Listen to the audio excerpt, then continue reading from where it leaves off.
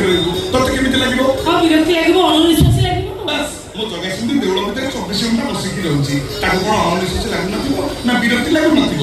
ଆରେ ସେ କଣ ମଣିଷ, ସେ ପରା ଦେବତା। ଆଲୋ ମା, ମଣିଷ ଆଉ ଦେବତା ଭିତରେ ଫରକ କଣ ଯେ? ମଣିଷଙ୍କର ଜୀବନ ଅଛି, ତାର କଣ ଜୀବନ ଅଛି? କଣ କହିଲୁ? ମୋ ଜଗାର ଜୀବନ ନାହିଁ?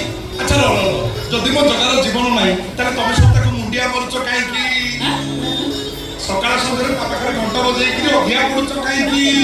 ତଥାପି ନା ଶୁଣ, ଜଗନ୍ନାଥଙ୍କୁ ନେଇ ପ୍ରଶ୍ନ କରାଯାଇନି। ଜଗାର ଜୀବନ ଅଛି, ଜୀବନ ଅଛି ମୋ ଜଗାର। ଆମେ ଖାଉଛେ, ସିଏ ବି ଖାଉଛେ। ଅଳ୍ପ ନୁହଁ, 60 କୋଟି 56 ପ୍ରକାର ଭୋଗ ଖାଉଛେ। ଆମେ ଗାଧଉଛେ, ମୋ ଜଗା ବି ଗାଧଉଛି। ଆମେ ସାବୁନ ଲଗେଇ ହଉଛେ, ହେଲେ ମୋ ଜଗା